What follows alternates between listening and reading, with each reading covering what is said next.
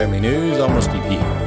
President Trump's new Attorney General is now sworn into office, filling out another spot in his new cabinet. Evan Brown reports. I, Pamela Bondi, do solemnly swear that I will support and defend. Former Florida Attorney General and one-time impeachment defender Pamela Bondi is now sworn in as the 87th U.S. Attorney General. Supreme Court Justice Clarence Thomas administered the oath. President Trump remarks, "But I have absolute confidence that Pam will fulfill her duties with honor and courage and strength and fairness. She's going to be fair." Bondi was confirmed by the Senate 54-46 with Democrat John Fetterman of Pennsylvania crossing party lines. Eben Brown, Fox News. The House Committee on Education and Workforce holding a hearing on the state of American education today. Committee chairman and Michigan Congressman Tim Walberg insisting the U.S. education system is in need of major reform, citing the amount of damage that was done to the student loan program under the Biden administration. President Biden attempted to spend $1 trillion through executive actions on the federal student loan bailout program alone. Transferring student loan responsibilities onto the backs of taxpayers will not solve the underlying issue that the federal student loan program is irreparably broken. Congress debating President Trump's floated plans for Gaza. House Speaker Mike Johnson says he plans to bring up President Trump's plan for a U.S. takeover of the Gaza Strip during his meeting with Israeli Prime Minister Benjamin Netanyahu. The speaker calls it a bold, decisive action. It just makes sense to make the neighborhood there safer. I think that's logical. I think it follows common sense. Texas Democrat Al Green is filing articles of impeachment over the plan, saying, quote, "Ethnic cleansing in Gaza is no joke." Green tried unsuccessfully to impeach President Trump several times during his first term. On Capitol Hill, Ryan Schmelz, Fox News. House Speaker Mike Johnson, speaking alongside fellow GOP members on Capitol Hill, explained to reporters what his party is currently working to push through Congress. Continuing our efforts to protect American communities by voting on the HALT Fentanyl Act, which will permanently schedule fentanyl and all fentanyl-related substances as Schedule I narcotics. An expert on communist China believes the United States will have the advantage in the upcoming tariff war with China. More from Chad Groening. China says it will implement retaliatory tariffs, a 15% tariff on coal and liquefied natural gas products, as well as a 10% tariff on crude oil, agricultural machinery, and large engine cars imported from the U.S. But the impact on U.S. exports may be limited. Though the U.S. is the biggest exporter of liquid natural gas globally, it does not export much to China. Gordon Chang is an Asian policy analyst and author of The Coming Collapse of China. China in a trade war with the United States really doesn't have that much ammo. Remember, China is a trade surplus country. We're the trade deficit one. And in those types of struggles, trade deficit countries usually come out on top. For the first 11 months of last year, China's trade surplus against the United States was $270.4 billion. And when we see the final numbers, the surplus for China for 2024 will probably be in excess of that for the preceding year, 2023. And Chang says China's economy is much smaller than America's. America's economy is about 50% bigger than China's. So big countries do better in trade wars than small countries. And all of this means is that the only way that Xi Jinping can prevail in a trade war with the United States is if he can intimidate President Trump to get him to back down. And I don't think Trump is that easy to intimidate. Of course, anything can happen. We know that Trump wants a grand bargain with China, which I think is a bad idea. But short of Trump making a strategic mistake, the United States is going to win this trade war. I'm Chad Groening. The U.S. Postal Service is reversing course a day after placing a ban on all inbound packages from China and Hong Kong. The post office had announced Tuesday that it would no longer accept parcels from China and Hong Kong after the U.S. imposed an additional 10% tariff on Chinese goods and ended a customs exception that allowed small value parcels to enter the U.S. without paying tax. For American Family News, I'm Rusty Pugh. Streaming.afa.net has now become AFA Stream, and you can find it at stream.afa.net. You see, we removed the letters ing. Our experts have determined that eliminating those three keystrokes, multiplied over hundreds of thousands of AFA Stream visits, could reduce the national debt and maybe increase the gross domestic product. AFA Stream, formerly streaming.afa.net. Improvements to the economy are purely theoretical.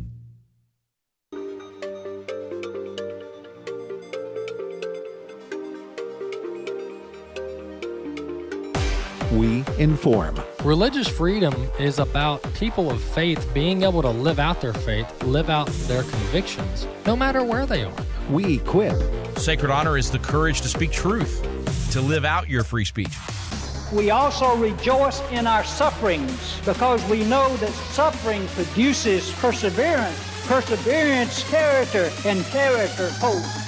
This is At the Core on American Family Radio. Welcome to The Core here on American Family Radio. Walker Wildmon here on this edition of the program. AFR.net is our URL, AFR.net, or you can download the American Family Radio app on your smartphone, tablet device. Just type in AFR or American Family Radio in your app store and click the download button. You can have access to all of the podcast and all of the live content there at AFR.net and on the AFR app. Well, let's turn our attention to the scripture on this edition of the program, as we do each week and each day that we are on the air. Psalm 147, verse 2 and 3. The Lord builds up Jerusalem. He gathers the outcast of Israel. He heals the brokenhearted, and he binds up their wounds. Verse 4 as well, he counts the number of stars, he gives the name to all of them. So the Lord building up Jerusalem, you see throughout Scripture and throughout history that the Lord has restored the Jewish people back to the land of the Bible on countless occasions. And even the more modern example in the mid-1900s of the Jewish people being able to establish the nation, the state of Israel, what is known as modern-day Israel, that in and of itself was a prophecy and a miracle. And so and then when you look at it from a New Testament, from a messianic viewpoint, as far as Jesus and his sacrifice, which opens up, and his death, burial, and resurrection, opening up salvation to both Jew and Gentile, that's a form of gathering, right? A form of gathering the outcast to Jerusalem, to Israel. And so a lot going here in this passage, but the Lord fulfills his promises. That's a fact. The Lord fulfills his promises. He has done it in the past with the Jewish people, and the Lord will do it with the church, with the Jew and Gentile church. He will gather his believers, his followers, in Jerusalem. So that's Psalm 147, verses 2 through 4. Well, CultureWarrior.movie, I want to make sure I keep mentioning this over and over again, and we're going to have a special emphasis week again here pretty soon to have on a special guest to talk about this. But Culture Warrior, Don Wildmon and the Battle for Decency is our latest feature-length film. We would love for you to go there and check it out at CultureWarrior.movie. It is free to watch. CultureWarrior.movie. You just have to key in your name and your email. But go to CultureWarrior.movie and check out that film. It's excellent. I've watched it a couple different times, and I think you'll be encouraged and challenged and educated by the Culture War film. All right, jumping into the news of the week. Boy, is it a lot to keep up with. You really have to, it's like doing triage. You have to prioritize which stories to give attention to because you just can't cover it all. And so we're going to break some of these leading stories down today. And once again, the as I've said before, and Rick says this as well, but look, the goal of the program is to, number one, bring you the core issues, the core stories, which is why the name of the show is At the Core, that affect you as Christians, as believers, as Americans. We want to bring you these stories, and we want to get to the core of the story itself and really break down the driving factors of what's going on in our country, both spiritually and otherwise. And that's our goal, and we hope we bring a service to you, our listening audience. on that note, let's just go through these one at a time. I've got a lot of content on this strategy that President Trump is deploying, which is completely overwhelming the system. The traditional deep state media conglomerate Democrat system is being completely overwhelmed. So I'm going to bring a lot of that to you in the second and the third. But just to break down a couple headlines while we have some time left in this segment, the FAA is now under the leadership of Secretary Duffy. Sean Duffy at the Department of Transportation recently confirmed cabinet member of President Trump. And he was on with CNN talking about how we've got to get rid of this identity stuff, this identity politics, this diversity, equity, and inclusion, this heavy focus on skin color, religion, sex, all this different ethnicity, all these different, really much of it, immutable characteristics that are outside of our control, right? We've got to quit focusing on all this and focus on our core mission, focus on our core functions as an agency. And he says that's safety. It's safety. So let's listen to this brief clip one. My commitment to the American people is I don't care your race, your religion, your color, your sex, your sexual preference. I don't care about any of that. I just want the best and the brightest keeping Americans safe. And that should be the standard in this department, and that's coming back. That's what we're bringing. We're going back to our mission of safety. Quote, I don't care your race, your religion, your color, your sex, your sexual preference. I don't care about any of that. I just want the best and the brightest keeping Americans safe. And that should be the standard, end quote. That's Secretary Duffy, Sean Duffy, the Secretary of Transportation. He says, quote, we're going back to our mission of safety, end quote.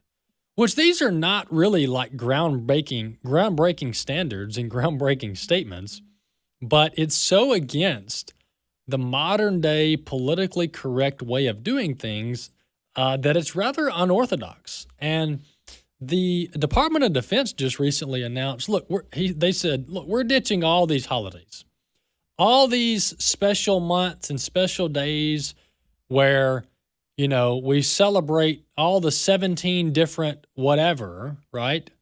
We're getting rid of all that. And we're just going to, every day, we're just going to celebrate America. That's the best way to go. That's the best approach. So instead of picking apart, like, hey, we're not going to celebrate Pride Month, which is obviously makes perfect sense. We shouldn't celebrate the Sexual Deviancy Pride Month. Instead of just like targeting that, Pete Hegseth at the Defense Department, the Defense Secretary, he just said, look, we're just going to ditch it all, right? Who can argue with ditching it all and going back to a merit-based system and actually focusing on doing our jobs and protecting the homeland? I mean, this is not novel stuff, and it really shouldn't be controversial stuff, but we're so tied up in a politically correct, walking on eggshells culture that it's taking some time for people to adapt. But adapting, they are, whether they want to or not. By the way, President Trump has at least half of his cabinet confirmed now. I think between 11 and 12 cabinet nominees have been confirmed. Pam Bondi, the Attorney General, was just sworn in, I believe, this morning. And I love, Clarence Thomas, I was going to say Thomas Alito. Clarence Thomas, the Justice on the Court, Supreme Court, he's swearing in all of these Trump nominees. I think it's great because Clarence Thomas has been no greater ally to this movement to reclaim our country. And it's a beautiful thing. So I think Clarence Thomas is quite enjoying this repetitive swearing in of President Trump's nominees. But on to another cabinet position, Secretary of the Homeland Security, Department of Homeland Security, Kristi Noem, former governor of South Dakota, announced that Guantanamo Bay is being expanded to house illegal immigrants whose home countries don't want to repatriate them. Clip 2. Due process will be followed, and having facilities at Guantanamo Bay will be an asset to us, and the fact that we'll have the capacity to continue to do there what we've always done. We've always had a presence of illegal immigrants there that have been detained. We're just building out some capacity. So we appreciate the partnership of the DOD in getting that up to the level that it needs to get to in order to facilitate this repatriation of people back to their countries. So remember that Guantanamo Bay, clearly, by this president, has said that it will hold the worst of the worst, that we are going after those bad actors. This last week, I was in New York City. We were going after people that had warrants out for their arrest on murders and rapes, assaults, gun purchases, drug trafficking. In fact, we had a member of TDA that was one of the ringleaders that we picked up that week had been trying to buy grenades. These are the types of individuals that we are targeting. We're removing from communities, and that could end up having a stay at Guantanamo Bay before they are returned home to their countries to deal with. So if the host countries that these folks are citizens of don't want them back immediately, well, they'll go to Guantanamo Bay, and we'll get them off of the homeland, which is beautiful, absolutely beautiful. And it's U.S. territory. It's U.S.-controlled territory. We have a indefinite lease with Cuba, but we control the operational and security infrastructure of Guantanamo Bay. It's basically a naval facility, and so we can house these illegals there. 100% legal. It's happening now. The first flight left El Paso yesterday and landed at Gitmo Bay. So, Bobby, this is there's a lot of positives here, but reviving Gitmo Bay is smart for multiple reasons, but it's basically been a shell. I mean, right? Because Obama let all the terrorists go. So we're actually using something we're paying for, right? And to your point, during the meeting this morning, they can accommodate about 30,000 illegals now, and she wants to expand that, probably doubling that capacity. I just wanted to clarify in that clip, TDA stands for the Tren de Aragua Venezuelan gang there that tried to take over apartment complexes in Colorado and Illinois, if I'm not mistaken. That's correct. Yep. Very dangerous Venezuelan gang. And they're finding these guys all on the streets every day. And President Trump said he wants to sustain 1,000+ ICE arrests and deportations daily. And he wants to sustain that for the 4-year term. And you do the math on that, my friend. Do the math on that. Well, so that's where we are now. And so that's a very good strategy. And making use of Guantanamo Bay is a very, very smart strategy. And I hadn't realized how long that we had Guantanamo Bay, the U.S. control of it. But this goes back well before 9/11. So 9/11 is just it's notorious that we housed terrorists there for a long time, for a couple of decades. But Guantanamo Bay has been in our arsenal for a pretty long time. So that's what's going on with Guantanamo Bay. The violent illegal immigrants that are, if the Trump administration has trouble repatriating them to their home country, they're going to stay at Guantanamo Bay for the time being. And there's also a flight that was underway in the last 24 hours to India, repatriating Indian nationals that were illegal immigrants. So this is beyond just Central and South America. This is happening around the world, where countries are taking back their citizens that entered America illegally. So very, very good news.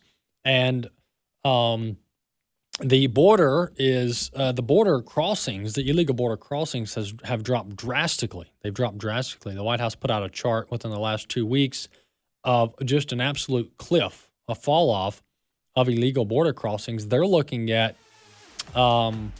under 500 a day for the entire border for every sector combined. Less than 500 apprehensions on the border, and they've got near full operational control of the border now.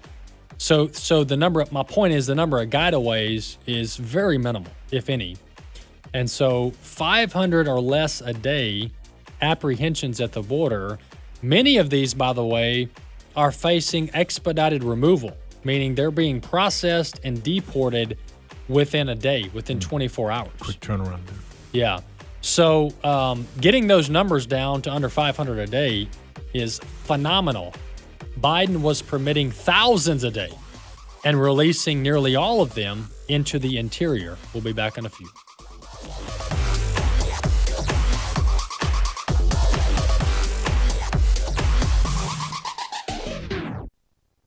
Then I saw a new heaven and a new earth, for the first heaven and the first earth had passed away, and the sea was no more. And I saw the holy city, New Jerusalem, coming down out of heaven from God, prepared as a bride adorned for her husband. My name is Abraham Hamilton III, and this is the Hamilton Minute. The city lies 4 square, its length, width, and height all equal, 1,380 miles for each dimension. The city's wall is 216 feet high, 12 gates surround the city, with each gate made of a single pearl. Streets of gold so pure they're translucent.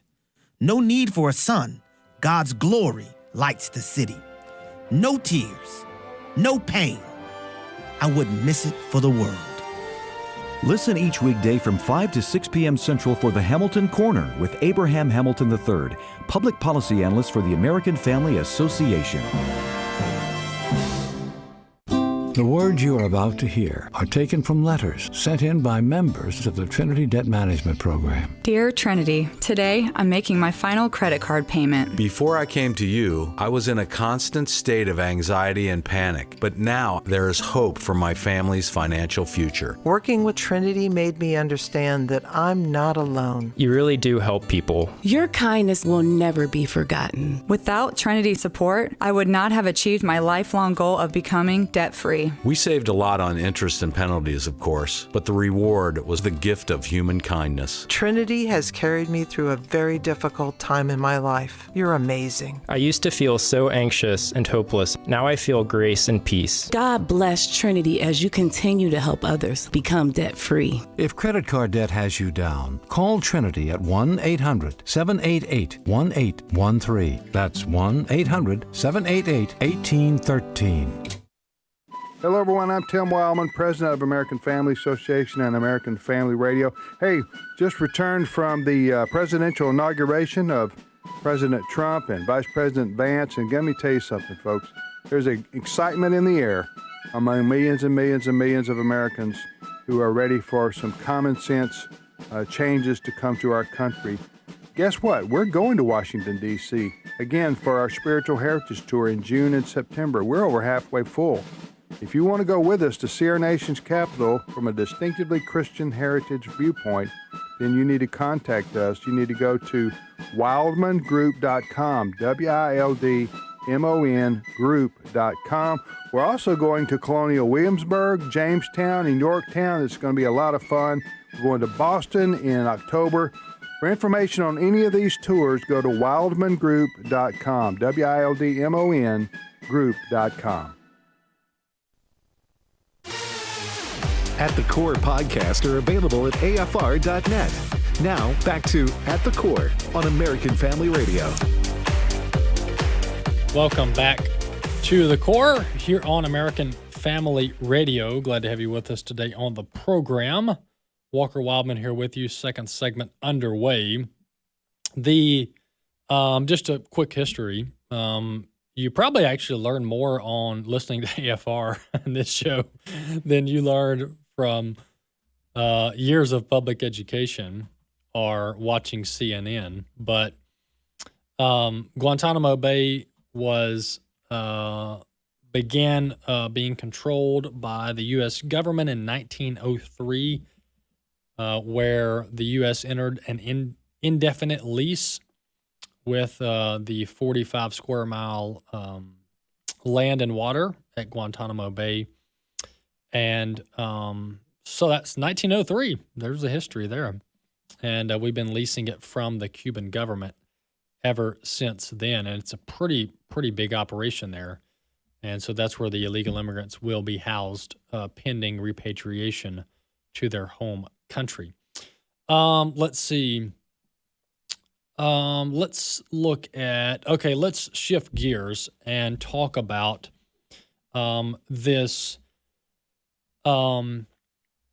approach that President Trump is taking on combating the media, the Democrats, the deep state, and everybody in between. The headlines just, it's just overwhelming, and this is a strategy. The strategy is called Flood the Zone.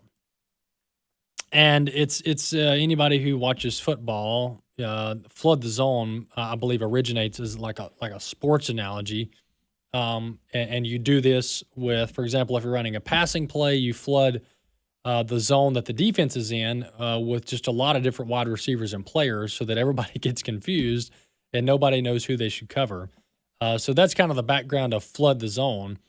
But this is not a new concept, but it's being newly deployed in this political arena and this government arena to such a degree that the media and the Democrats and the deep state are just having a really hard time keeping up and a really hard time combating President Trump. And really, they're having a hard time creating a scandal out of anything because they just can't gain the traction. And I'm going to play a clip here. This is Steve Bannon. This goes back to 2019. And PBS actually did an interview with Steve Bannon, who's a former senior Trump advisor under the first term, did an interview with Bannon talking about, this approach to politics, and Bannon calls it Flood the Zone. But listen to this PBS report, and you're going to hear a little bit of a New York Times reporter here, our opinion piece writer, talking about the Flood the Zone strategy that Trump is currently deploying. Clip 6. If you want to understand the first few weeks of the second Trump administration, go back and listen to what Steve Bannon told PBS's Frontline in 2019. The opposition party is the media. And the media can only, because they're dumb and they're lazy, they can only focus on one thing at a time. All we have to do is flood the zone. Every day we hit them with 3 things. They'll bite on one and we'll get all of our stuff done. Bang, bang, bang. These guys will never be able to recover. But we got to start with muzzle velocity. So it's got to start and it's got to hammer. It's got muzzle velocity. Muzzle velocity. Bannon's insight there is real. Focus is a fundamental substance of democracy. It is particularly the substance of opposition.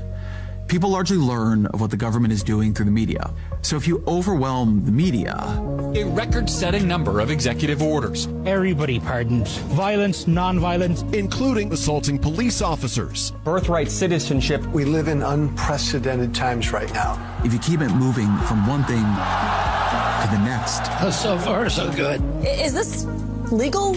If you give it too many places it needs to look. You've never been deported before? We got to fill. All at once. All federal grants and loans will be halted. Look, there is a purge happening. Frankly, unprecedented in its nature. Guantanamo. DEI. The Gulf of America. No coherent opposition can really emerge. It is hard to even think coherently. Donald Trump's first 2 weeks in the White House have followed Bannon's strategy like a script. The flood is a point. The overwhelm is a point. The message wasn't in any one executive order or announcement. It was in the cumulative effect of all of them. Well, there you have it. That's roughly a 2-minute clip of the the Flood the Zone strategy. And that was coming from clips from a PBS interview with Steve Bannon back in 2019. But then that was a New York Times opinion writer doing his own video assessment of this within the past couple days because he talks about the first 2 weeks of the Trump administration. Bobby, I'm not sure this strategy has been deployed, at least in modern history. No, not to this extent for sure. Maybe possibly espousing thoughts to do so. Yes. But actual implementation is one thing to talk theory, but practical application is 2 different things. Yes. And this is practical application on a grand scale. Yes, absolutely. So Flood the Zone is the name of the strategy. And I'm pulling up this thread that was put out by a gentleman named here it is, John Conrad. And there's here I'm experiencing Flood the Zone because this guy's got so much content on his X page. I had to dig like 3 pages deep to find this, and he just posted it yesterday. But listen to this, all right? I'm just going to read bits and pieces of this X thread. The thread's probably a couple thousand words long. It's like, I mean, it would take me 45 minutes to read the whole thing. So I'm not going to read the whole thing. I'm just going to kind of pick a few highlights out of it. But this gentleman's name's John Conrad. And he's talking about basically the traditional way that the deep state media Democrat complex works, the way that they propagate information, the way they deploy propaganda, the way they build narratives, the way they create fake scandals, all of this way of operating that the Democrats and the media have been using to control Washington, D.C. for decades, that whole system is being challenged. So let's read a little bit of this thread. This gentleman says, I opened my New York Times app today. They're trying, but they can't keep up. News that broke just hours ago is already off the homepage. This is crucial. The entire liberal deep state command and control system is completely broken. Let me explain.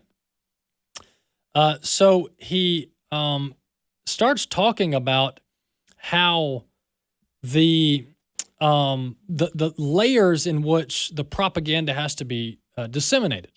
And he gets into the different, number one, you've got the various media outlets, right? You've got your CNNs, you've got your Associated Press, you've got all these different media outlets. So that's one layer. They're the ones distributing the talking points from the Democrat Party. You've got the party operatives, right? You've got the Democrat Party operatives, the policymakers, the policy wonks. Then you've got these various editors, right, around the country. You've got these chief editors at these news outlets that have to vet all of this information and all these publishings to ensure that basically it's regime approved, to make sure it's Democrat talking points approved. And then the third layer is the deep state itself, right? These are bureaucratic, lifelong government employees that have vested interest in ensuring that the way the swamp works always works this way. All right. So they're getting to put their hand on the information before it's distributed as well. And there's probably other tertiary or sub-actors, but it's way too many to mention. But this gentleman, John Conrad, was basically explaining how the system works. And he gets into, as I mentioned, all the different layers. But then he talks about how long it takes to turn around the propaganda. And basically, the essence of the thread was that it takes roughly 72 hours for the media, for the Democrat Party, and for the deep state cabal to work hand in hand to distribute and originate propaganda. All right? And then at that point, they turn it into breaking news, they turn it into trending, they turn it into going viral, and then they turn it into a 2-week story that controls the narrative. And 99% of the time, that 2-week narrative controlling story is negative for Trump, or it's negative for Republicans, or it's negative for conservatives. Well, for the first time that I'm aware of, this strategy that the deep state, the Democrats, and the media, this strategy that the cabal uses to destroy people, to combat any type of opposition, it's going up against a system called the flood the zone system that it's never experienced before. And when it hasn't experienced it before, it doesn't know what to do.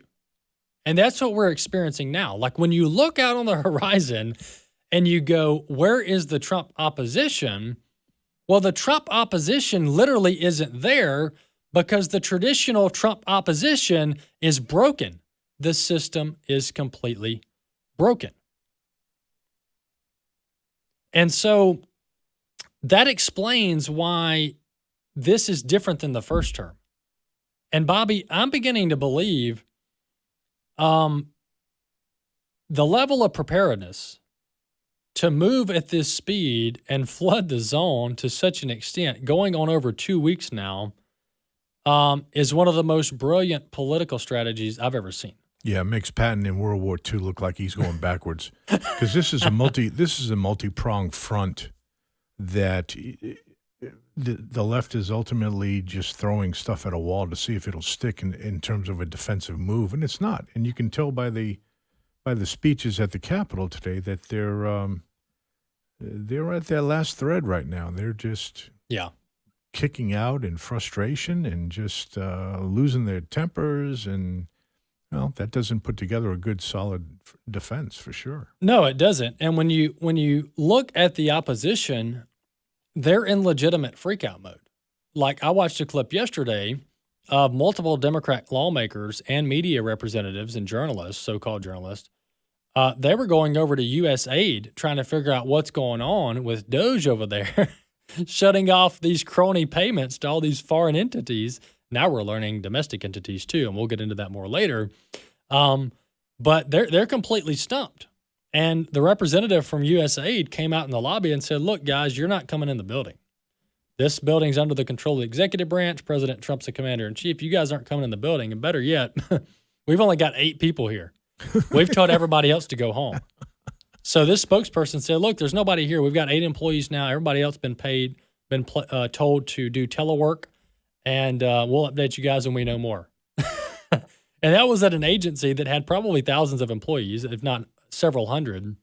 USAID, which we're beginning to learn was basically this massive Ponzi scheme and this massive funneling operation for money for corruption around the world, where we were funding transgender books being written, gay operas. We were sending condoms to Gaza to the tune of $50 million. I mean, you can't make this stuff up. But if you want to experience firsthand the freakout mode that the Democrats are involved in, we've heard Cory Booker lose it before, the senator, but he's completely lost it again. So once again, the traditional system is broken. All they can do is go out to the Capitol steps and scream into a microphone, which is what Cory Booker's doing here. Clip 5. We will fight their violation of civil service laws. We will fight their violation of civil rights laws. We will fight their violations of separation of powers. We will fight their violations of our Constitution of the United States of America. We will not shut up. We will stand up. We will speak up. We will rise up. It is time, as the African spiritual says, for us to lift every voice in condemnation of what's going on. So that's Cory Booker yelling into a microphone and telling them to stand up and go find another job. Yeah, and people don't. Number one, he's not very good at giving speeches because it's hard to even track what he's talking about there. Yep. But folks, this is the opposition. This is all they've got, and it's fascinating. And to just cover the sheer overload, the sheer information overload, within a 24-hour period, we had multiple cabinet members confirmed by the Senate. We had the CIA offering a 100% of employees a buyout for them to quit their jobs, to retire early, or to leave their employment if they're not at retirement eligibility. Can you say that again? 100%. Of the CIA? Yes. 100% of the CIA was offered a buyout. That's incredible. To leave. And let's look at how many employees we're talking about. It's got to be thousands. All right, so the CIA, of course, Google's not going to give me. Well, just to give you an idea, USAID had a budget of over $50 billion with a B, in over 100 different countries. Yeah, so the CIA, okay, 20,000. There you go. That's enough. Yeah, so the CIA and its 20,000 plus employees were offered a buyout to end their employment with the CIA. And the director is John Ratcliffe, former congressman. President Trump, but back to the sheer number of stories and information, President Trump also announced he's planning to shut down the Department of Education, completely gut it as an effective entity. Pam Bondi was sworn in this morning, going over to the Department of Justice. DOJ continues to release all these scandalous financial numbers about money laundering and all the corruption and cronyism with our tax dollars. And the story just goes on and on and on. More after the break. 1 Million Moms wishes to thank you for letting us know about the Wayfair commercial in which Kelly Clarkson unnecessarily insinuates profanity. It's inappropriate that Wayfair produced a controversial advertisement instead of a wholesome one. We care about what our children hear, and since children repeat things, let Wayfair know that this ad was irresponsible. Sign our petition to urge Wayfair to cancel it at 1millionmoms.com. That's 1millionmoms.com. AFA Action takes attacks on the family seriously. The enemies of the family constantly employ new tactics to try to sneak past our radar. They know if we stand together, their evil plans will fail. Your gift to AFA Action allows us to stay vigilant against their onslaught. And if you give this month, you'll receive access to the Cultural Institute video When Your Faith is Illegal by Frank Harbor on AFA Stream as our thanks. You can make your gift today at afaaction.net. AFA Stream is your source for inspirational, informational, educational, and entertainment video content from American Family Association. You'll find documentaries like Culture Warrior, Don Wildmon, and the Battle for Decency. Television in those days would be considered extremely mild as to what's available today. You can access educational curriculum like Body of Evidence. And there the Lord says, the hearing ear and the seeing eye, the Lord hath made even both of them. You'll find titles like Life is a Civil Right from the AFA Cultural Institute. If you're Martin Luther King Jr.'s niece and you were tricked, my goodness, how many more were tricked? Much of the content is free to everyone. Great commission partners can see even more. And content is being added, so your options are increasing. Visit stream.afa.net and see what you like. AFA Stream, streaming video from American Family Association. This is the Lost in Translation Ministry Minute. Here now is your host, Dr. Baruch Korman. Messiah was on that cross, and what happened? Our sins, the sins of the world, were placed upon him. And as our sins were transferred to him, those who receive his work as the only means of salvation, the only means of redemption, when we say yes to the cross, what happens? In the same way that our sins were transferred upon him, his righteousness, the one who knew not sin, never sinned, perfect, Messiah's righteousness is imputed to us. Learn more about the teaching ministry of Dr. Baruch Korman at loveisrael.org. You'll find videos on almost any biblical topic on his YouTube page and on the My Bible Study app. That's loveisrael.org. This is At the Core on American Family Radio with your host, Walker Wildman. So, another example of the flood the zone strategy leaving the media absolutely stumped is there were multiple articles and op-eds bashing Trump's tariff plan on Canada and Mexico, and they were published after the tariffs were already put on pause. So both tariffs were put on pause within 24 hours because both Canada and Mexico caved to Trump's demands. And Bobby, the articles weren't even accurate. Right. Because they wrote it prep right before the tariff strategy, and then they couldn't even write it fast enough to keep up with the accuracy that the tariffs aren't even in place. Correct. And they all said he lost. Yes. Canada came out smelling like a rose. I'm sorry, what'd you do? Right. Oh, and they're making fun of the fact that they've only caught 43 pounds of fentanyl, which can only take out 900,000 grown men.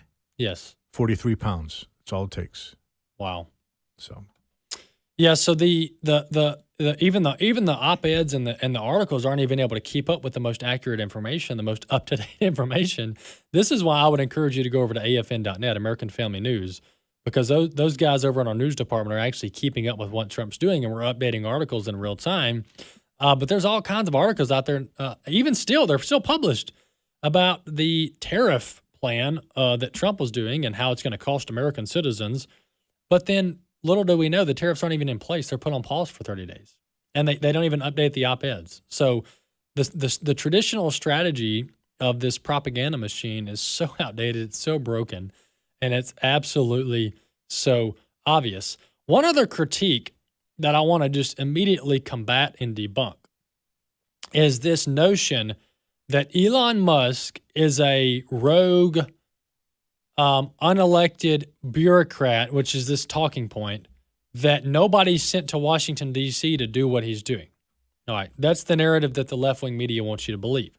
They're wanting you to believe that Elon Musk is this rogue agent that is going throughout the federal government and breaking everything. All right. Well, first off, if he was breaking everything, ask me how much I care. Ask me how concerned I am. 0. All right. Secondly, we knew this was coming. All right. To suggest that we didn't know that the billionaire Elon Musk was going to be integral into the Trump administration 2.0, to suggest that the voters and the public and the media didn't know this was going to be the case, is to blatantly lie. It is to blatantly propagate false information. How many times did Elon Musk and Donald J. Trump hold a rally together? On multiple occasions. How many times did Donald J. Trump say that he was going to form DOGE, Department of Government Efficiency, and that Elon Musk would be head of it? How many times did he say that? The number of times are countless. How many times did Donald J. Trump bring Elon Musk on stage and talk about deconstructing the waste and abuse in the federal government? A litany of times. Elon Musk endorsed President Trump. He funded his campaign.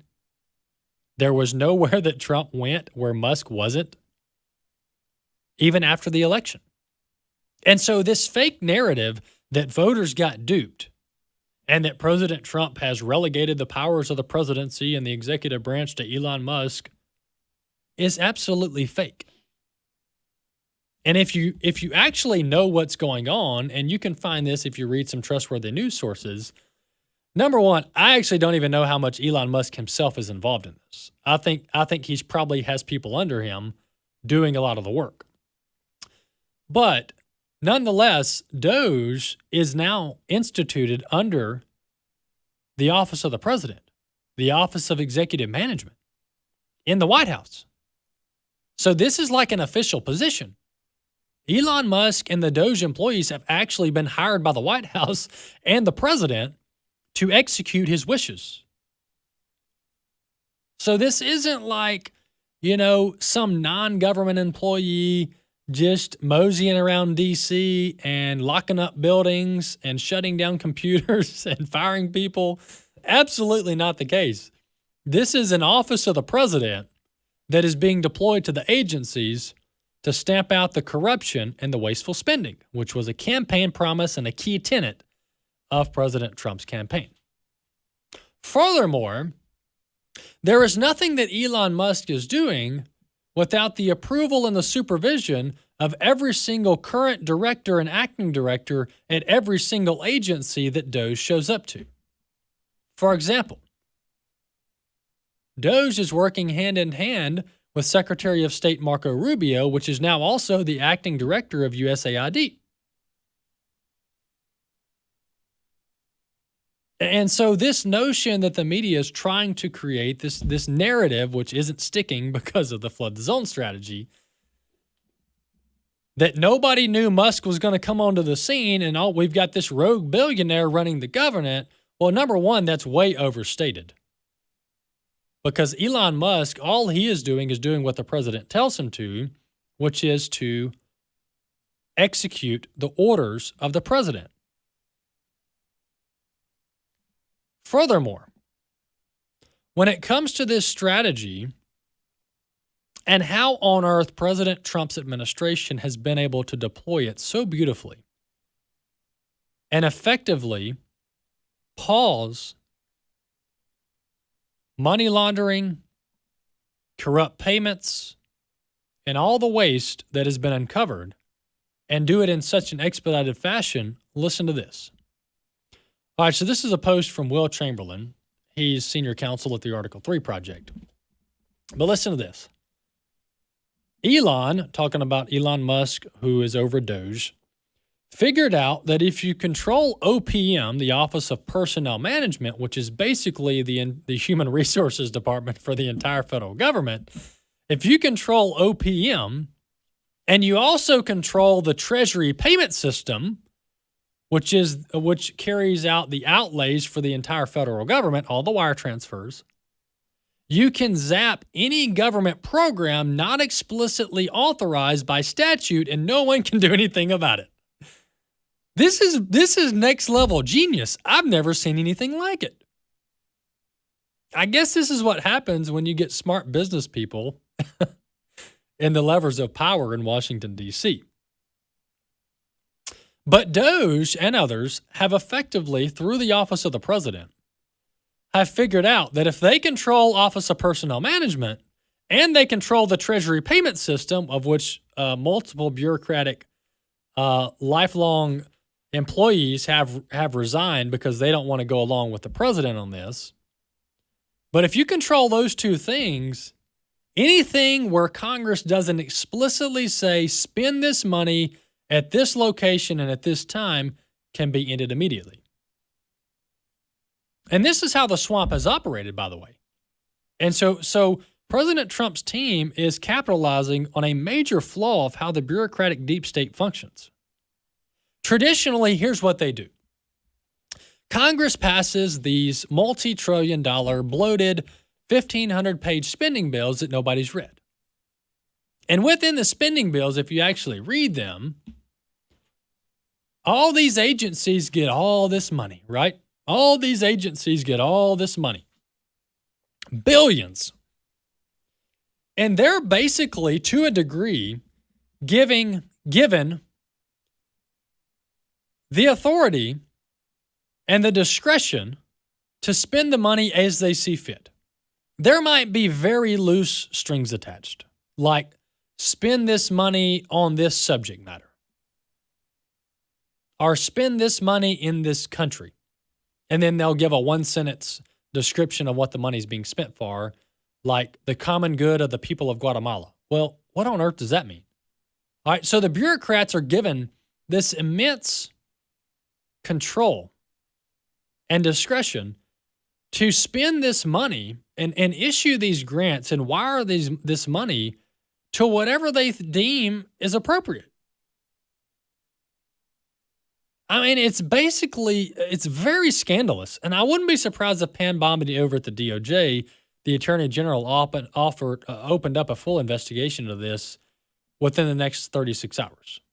I'd be shocked if she didn't. But the fatal flaw that I'm talking about in the way the deep state and the cronies operate in D.C., their fatal flaw is that with all this money, with the most of it, they didn't specify where it needs to go, who it needs to go to, and when it needs to go there. They left it completely open-ended. And when the levers of power are under the control of the Democrats and the Republican establishment, well, then everything's fine. Everything's dandy, right? All the corrupt kickbacks continue through these massive government programs. All the money gets transferred through the Treasury payment system. But when you have an administration and people who actually know what they're doing, who want to stop wasteful government spending, what they're doing is they're going line by line and figuring out which payments are not explicitly ordered and authorized by Congress through statute.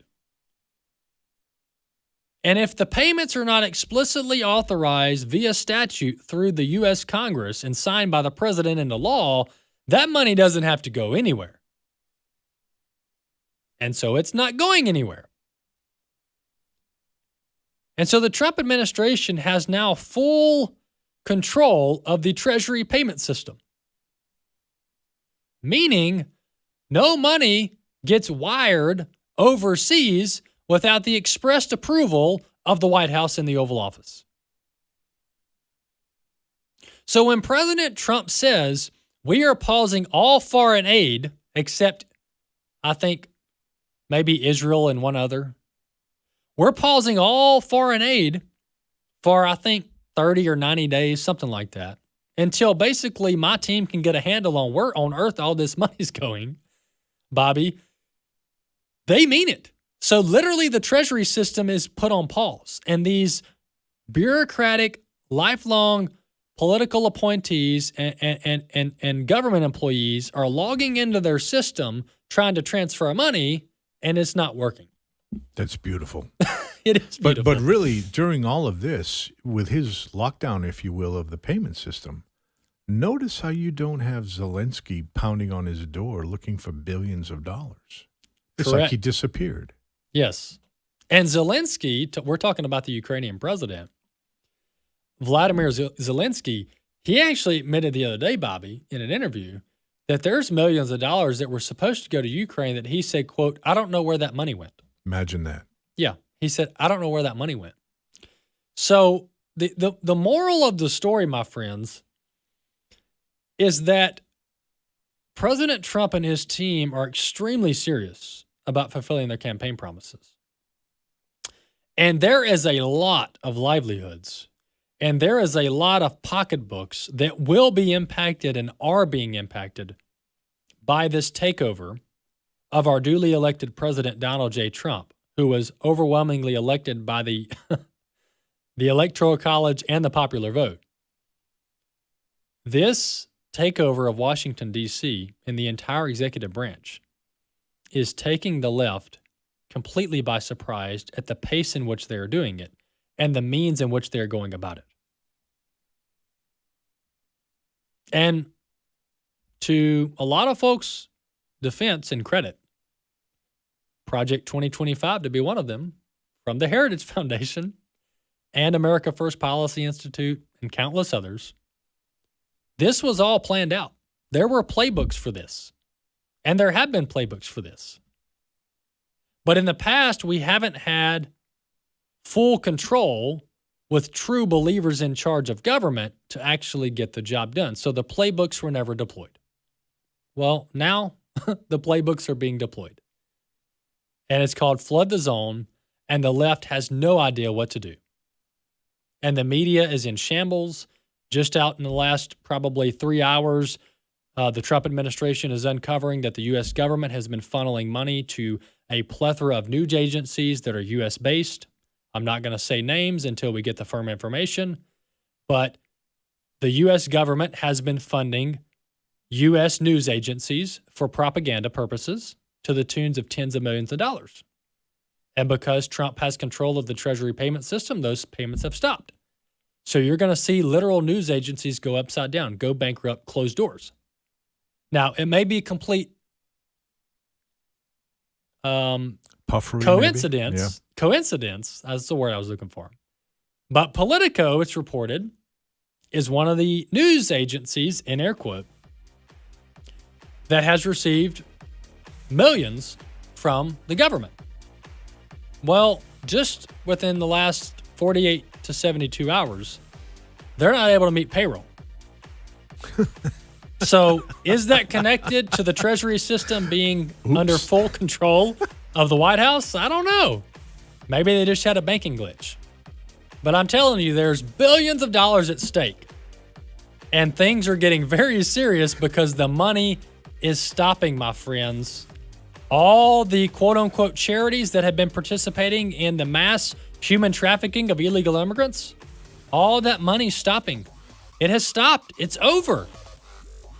Watch the show. We'll be back next time.